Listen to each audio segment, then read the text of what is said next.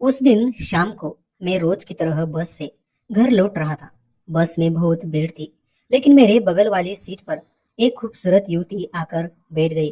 कुछ देर बाद वह एक स्टॉप पर उतर गई, मगर बस आगे बढ़ने के बाद मुझे अचानक एहसास हुआ कि उसकी पर्स सीट पर ही रह गई है।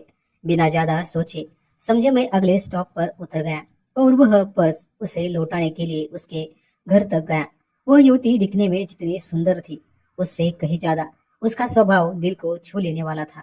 पर्स लौटाने के लिए धन्यवाद कहते हुए उसने मुझे घर के अंदर आकर चाय पीने का आग्रह किया।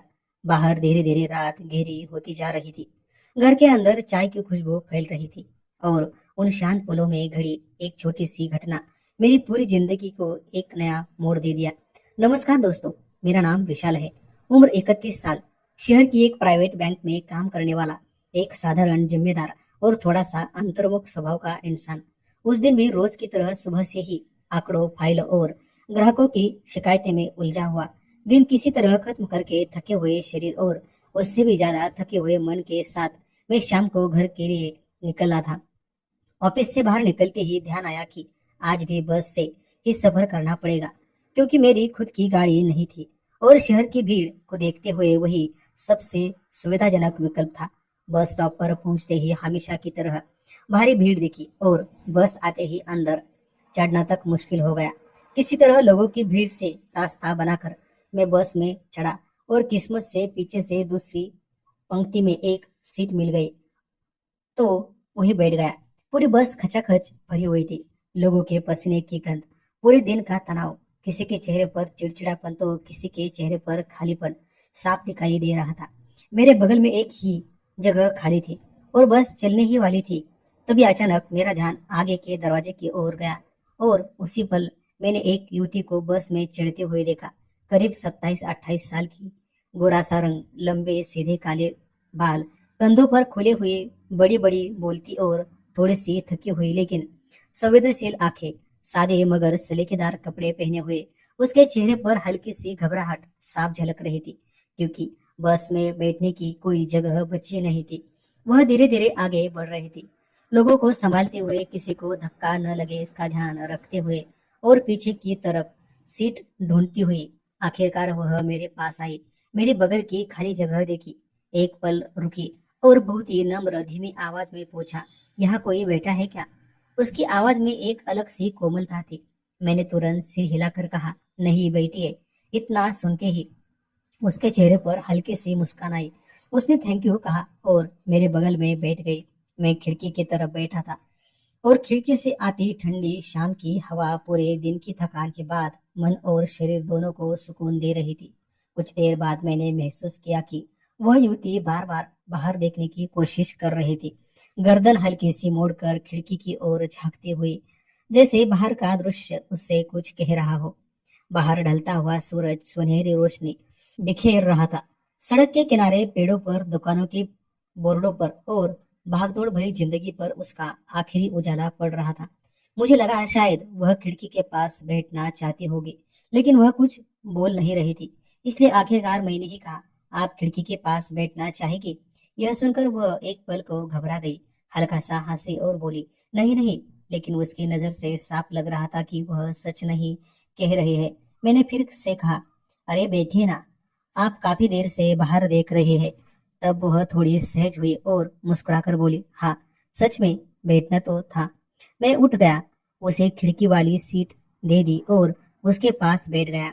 खिड़की से आती हवा उसके बालों को हल्के हल्के उड़ाती थी।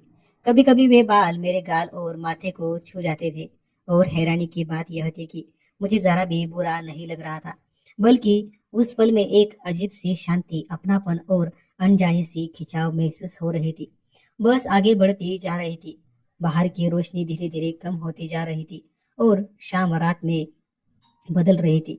वह युवती चुपचाप बाहर देखती हुई बैठी थी। उसकी पर्स खिड़की के पास वाली सीट पर रखी हुई थी।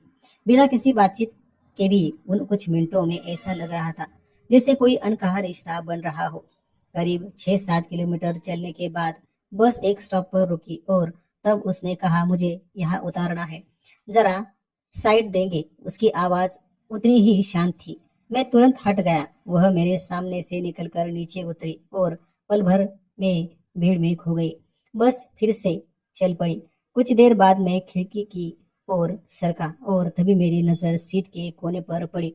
वहां उसकी पर्स वैसी ही पड़ी थी। वह दृश्य देखते ही मेरे दिल की धड़कन थोड़ी तेज हो गई। मन में एक ही बात आई कि यह पर्स उसी की है, लेकिन वह स्टॉप अब 3-4 किलोमीटर पीछे छूट चुका था। एक पल को समझ नहीं आया कि क्या करूं। पर्स अपने पास रख कर घर चला जाऊं या उसे ढूंढने निकलूं। आखिरकार जिम्मेदारी की भावना जागी। जब मेरा स्टॉप आया तो मैं बस से उतर गया। पर्स खोलकर देखने का फैसला किया। अंदर 4-5 हजार रुपए, एक साफ रुमाल और पढ़ने के लिए एक किताब थी। किताब का पन्ना पलटते ही उसके अंदर लिखा नाम मेरी नजरों में भर गया, अनन्या वर्मा। वह नाम पढ़ते ही मेरे मन में एक अलग ही आकर्षण पैदा हो गया और मुझे गहराई से यह महसूस होने लगा कि उस पर्स को उस तक सुरक्षित पहुंचाना मेरा कर्तव्य है।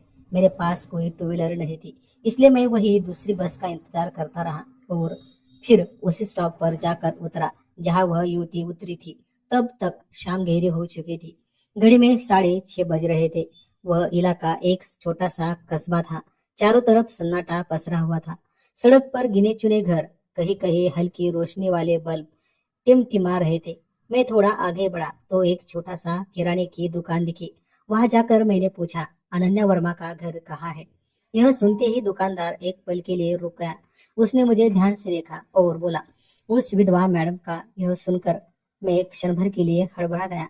मन में कोई सवाल उठे, लेकिन फिर भी मैंने सिर्फ हाँ में सिर हिला दिया।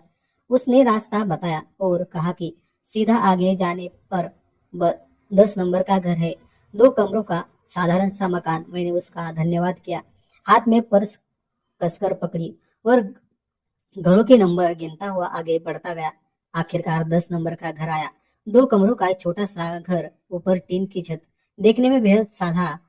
उस घर के सामने खड़े होकर मेरे मन में विचारों की भीड़ उमड़ पड़ी। वह युवती, उसकी शांत मुस्कान, उसका नाम, दुकानदार के शब्द और मेरे हाथ में पकड़ी पर्स, सब कुछ एक साथ दिमाग में घूम रहा था। उसी पल मैं धीरे से दरवाजे के पास गया और रुक गया। आगे क्या होने वाला है इसका कोई अंदाजा नहीं था, लेकिन उस शाम मेरे जीवन में कुछ नया शुरू होने वाला है, ऐसी एक अनजानी अनुभूति मन में भीतर गहराई से उठ रही थी। दरवाजा अंदर से बंद था, इसलिए मैंने हल्के से खटखटाया। मन में थोड़ी घबराहट थी, क्या वह मुझे पहचानेगी, क्या दरवाजा खोलेगी? लेकिन कुछ ही पलों में अंदर से कदमों की आहट आई और दरवाजा खुल गया। सामने अनन्या खड़ी थी। उसका चेहरा रोने से लाल पड़ा था, आंखें सूजी हुई थी, पलके गीली थी और चेहरे पर दुख छिपाने की असफल कोशिश साफ नजर आ रही थी। मुझे देखते ही वह एक पल को ठिठक गई। शायद बस वाला वह दृश्य उसकी आंखों के सामने आ गया होगा। उसकी नजरों में पहले हैरानी, फिर पहचान और उसके बाद एक अलग सी उम्मीद झलकने लगी। मैं तुरंत थोड़ा आगे बढ़कर बोला, आप बस में अपनी पर्स भूल गई थी।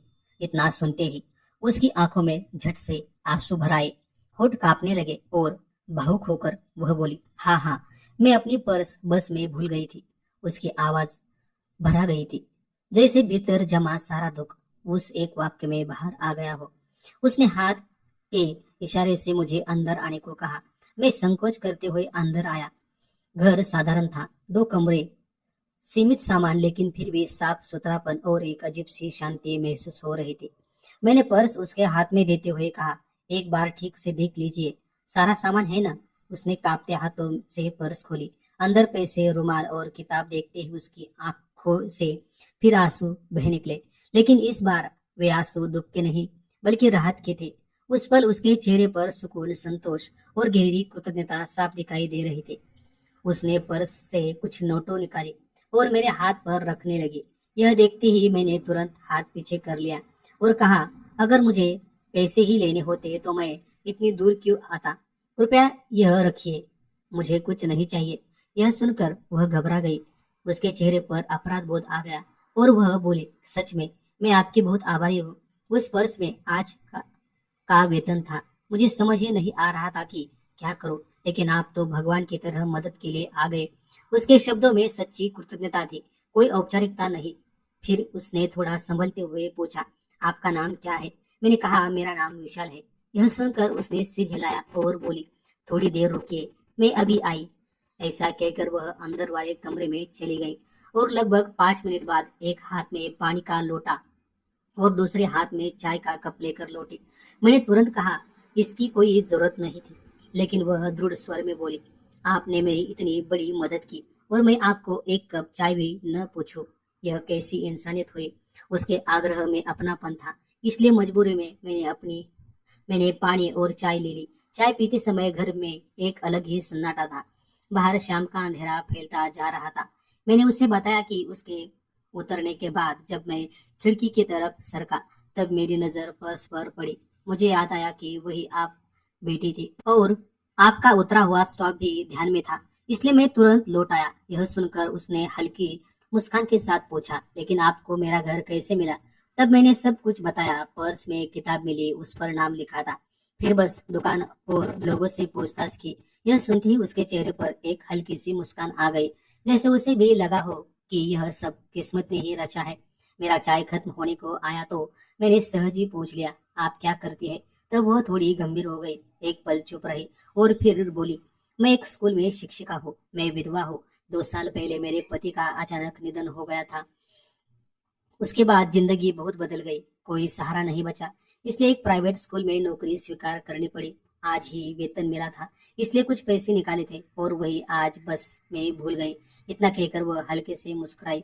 उस मुस्कान में दुख को स्वीकार करने की शांति थी। हम दोनों एक पल के लिए मुस्कुरा दिए। बाहर पूरी तरह अंधेरा छा चुका था और समय कैसे बीत गया पता ही नहीं चला। फिर मैं उठते हुए बोला, अब मुझे चलना चाहिए, काफी देर हो गई है। तब वह बोली, आपने जो मदद की है उसके लिए मैं जिंदगी भर आपकी ऋणी रहूंगी। यह सुनकर मैंने कहा, मुश्किल समय में मदद करना कोई एहसान नहीं होता, वह तो इंसानियत होती है। उसने सिर हिलाकर शांति से ठीक है कहा। मैं दरवाजे से बाहर निकला, लेकिन अनजाने में एक बार पीछे मुड़कर देखा तो वह भी अभी दरवाजे पर ही खड़ी थी। अब उसके चेहरे पर दुख नहीं, बल्कि एक अलग ही शांत खुशी थी। उसकी आंखें स्नेह भरी नजर से मुझे देख रही थी। उसने मुझे एक छोटी सी मुस्कान दी और अनायास ही मेरा हाथ भी ऊपर उठ गया, जैसे उसे बाय बाय कह रहा हो।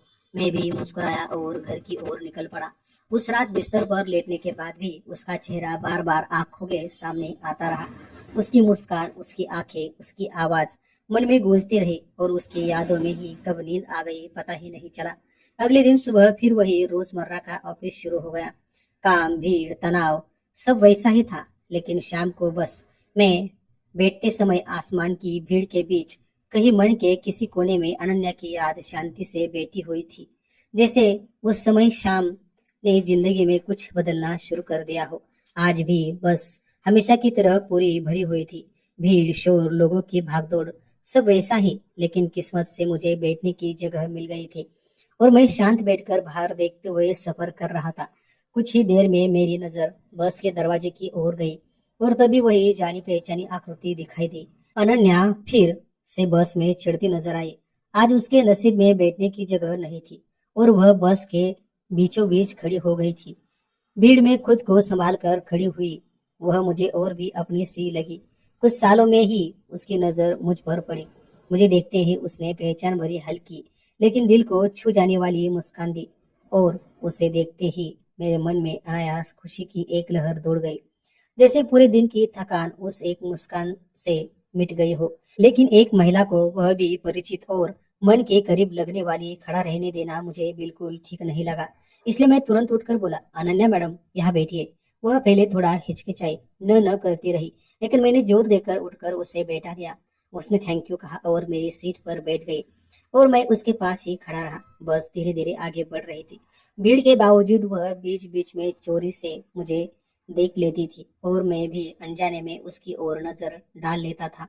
उन नजरों में अब सिर्फ पहचान नहीं थी, बल्कि अपनापन, खिंचा और धीरे धीरे बढ़ती नजदीकी महसूस होने लगी थी। कुछ देर बाद उसका स्टॉप आया। वह उठी, मुझे फिर से बैठने की जगह दी और थैंक यू कहते हुए एक छोटी सी मुस्कान देकर उतर गई। ऐसे ही 1-2 दिन बीत गए, लेकिन उन दिनों में हमारी मुलाकात नहीं हुई। शायद वह बस से नहीं आई होगी या मेरी आने से पहले बस निकल गई होगी। 2-3 दिन यूं ही निकल गए और उस दिन ऑफिस से निकलकर जब मैं बस स्टॉप पहुंचा तो देखा कि बस अभी अभी निकल चुकी थी। मैं काफी देर तक वही खड़ा रहा। शाम धीरे धीरे गहरी हो रही थी और बस आने के कोई संकेत नहीं थे। तभी अचानक सामने से अनन्या चलती हुई आती दिखाई दी। मुझे देखते ही वह मुस्कुराई। उसे भी आज थोड़ी देर हो गई थी। मैंने कहा, बस अभी अभी गई है। यह सुनकर उसका चेहरा थोड़ा उतर गया, लेकिन यह देखकर मैंने तुरंत कहा, कोई बात नहीं, 5-10 मिनट में दूसरी बस आ जाएगी। तब तक क्या हम चाय पी ले?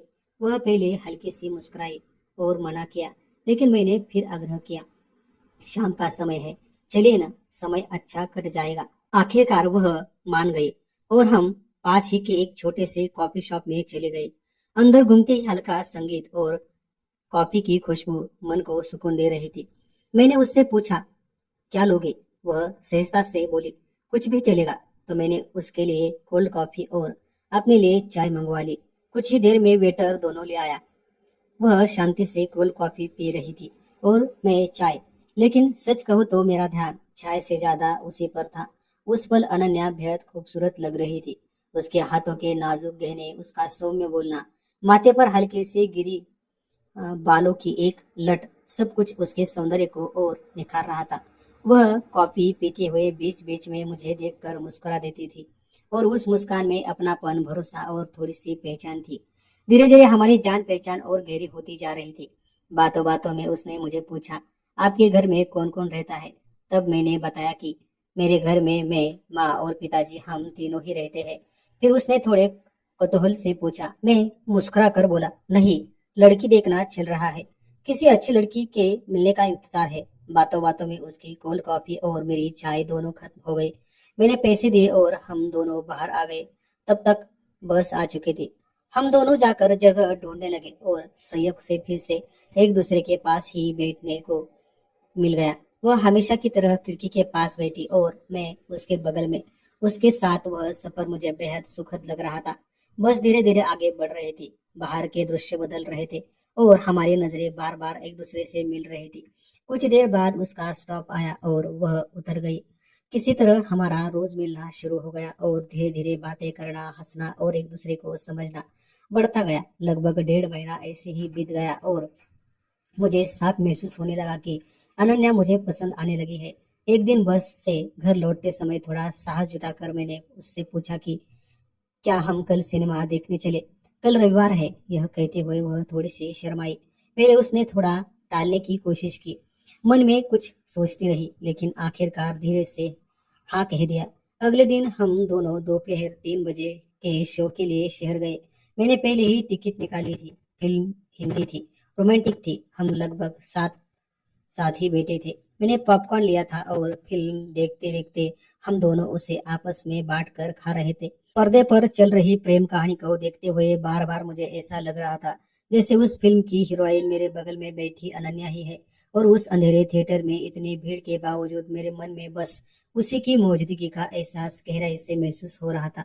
जैसे अनजाने में उसकी जगह मेरे जीवन में कहीं न कहीं धीरे धीरे बनती जा रही थी। एक ही पॉपकॉर्न का पैकेट होने की वजह से हम दोनों उसी से पॉपकॉर्न खा रहे थे और उसी बहाने हमारे हाथ अनजाने में एक दूसरे को छू जाते थे। उस बहुत ही हल्की क्षणिक स्पर्श में भी एक अलग ही अनुभूति पैदा हो जाती थी, जैसे मन में छुपी भावनाएं उसी स्पर्श के जरिए एक दूसरे तक पहुंच रही हो। हम दोनों एक पल के लिए एक दूसरे को देखते, उन नजरों में शर्म, आकर्षण, जिज्ञासा और अपनापन सब कुछ एक साथ उमड़ आता और फिर तुरंत ही हम नजरें झुका लेते। लेकिन उन कुछ सेकंदों में जो कुछ घटता, उसे शब्दों में बयान करना सच में मुश्किल था। फिल्म कब खत्म हुई, आखिरी गाना कब आया, लाइट्स कब जली, हमें इसका कोई होश नहीं रहा। जैसे पर्दे पर चल रही कहानी से ज्यादा हमारे बगल में, हमारे बीच कुछ और ही घट रहा था। थिएटर से बाहर आए तो शाम और गहरी हो चुकी थी। आसमान में गहरा नीला रंग फैल चुका था। सड़कों पर लाइटें जल चुकी थी और उसी माहौल में हम फिर से हमेशा की तरह एक कॉफी शॉप में चले गए। उसने हमेशा की तरह कोल्ड कॉफी ली और मैंने चाय। लेकिन आज वह मुझे कुछ अलग ही लग रही थी। उसकी बातों में एक गहरी ठहरी हुई शांति थी। उसकी नजरों में कुछ अनकही भावनाएं छुपी हुई थी और उसके चेहरे की मुस्कान भी आज कुछ ज्यादा ही गहरा मतलब बता रही थी। मैं चाय पीते हुए मन ही मन बहुत कुछ सोच रहा था। आखिरकार थोड़ा साहस किया और कहा, अनन्या, मुझे तुमसे कुछ बात करनी है। वह बहुत शांत स्वर में मेरी आंखों में आंखें डालकर बोली, बोलिए। उसके उन शब्दों से ही मुझे थोड़ी हिम्मत मिली। मैं थोड़ा हिचकिचाया हुए लेकिन दिल की सच्चाई बोलते हुए कह बैठा, तुम बहुत सुंदर लगती हो, और एक सवाल पूछो, तुमने दूसरी शादी क्यों नहीं की? यह सुनते ही वह एक पल के लिए चुप हो गए। हाथ में पकड़ा कप टेबल पर रख दिया, नजरें थोड़ी नीचे झुका ली और फिर गंभीर स्वर में बोली, दूसरी शादी का विचार मैंने कभी नहीं किया। पति के चले जाने का दुख इतना गहरा था कि उससे बाहर आने में मुझे बहुत समय लगा। ऐसा लगता था जैसे जिंदगी वही रुक गई हो। आगे क्या होगा, अगर किस्मत में होगा तो हो जाएगा। उसका हाथ टेबल पर शांत पड़ा हुआ था, लेकिन उस हाथ में अब भी अकेलापन, डर और संकोच की छाया साफ झलक रही थी। अनजाने में मैंने अपना हाथ उसके हाथ पर रख दिया और उसका वह नाजुक कांपता हुआ हाथ अपने हाथ में थाम लिया। वह धीरे धीरे मेरी ओर देखने लगी और उसी पल मन में जमा हुआ सब कुछ कह देने का साहस मैंने कर लिया। अनन्या, मुझे एक बात कहनी है। तुम मुझे बहुत पसंद हो, सिर्फ पसंद ही नहीं बल्कि मुझे तुमसे प्यार हो गया है। क्या तुम मुझसे शादी करोगी? मेरे शब्द सुनते ही उसकी आंखें भर आई। वे आंसू दुख के नहीं थे, बल्कि शायद इस बात के थे कि जिंदगी ने उसे फिर से एक बार भरोसा दिया है। मैंने वे आंसू हल्के से अपनी उंगलियों से पोंछ दिए और तभी वह रोते रोते मेरे कंधे पर सिर रखकर बैठ गई। उस पल शब्दों की जरूरत नहीं थी, बस एक दूसरे के पास होना ही काफी था। मैं उसके सिर पर धीरे धीरे हाथ फेरता रहा, उसकी ढाढ़स देता रहा।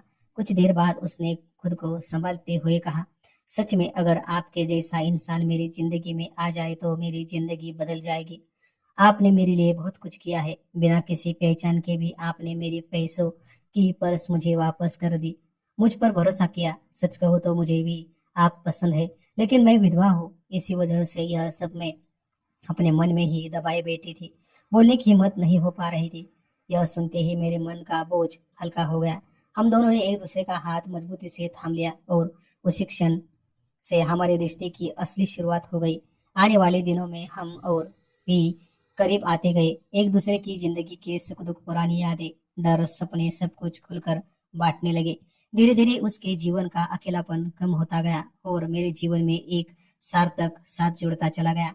4-5 महीने प्यार में बिताने के बाद बिना किसी दिखावे के रिश्ते की पवित्रता पर भरोसा रखते हुए हम दोनों ने एक सादे से मंदिर में शादी कर ली और आज मैं और अनन्या दोनों शांति, संतोष और खुशी के साथ अपना संसार बसा रहे हैं। दोस्तों, आपको क्या लगता है, मैंने और अनन्या ने जो किया वो सही था या गलत? अपनी राय कमेंट में जरूर बताइए। और आप किसी शहर से यह कहानी सुन रहे हैं, यह भी लिखना मत भूलिए। अगर मेरी और अनन्या की यही प्रेम कहानी आपको पसंद आई हो तो लाइक कीजिए, शेयर कीजिए और चैनल को सब्सक्राइब करना मत भूलिए। धन्यवाद।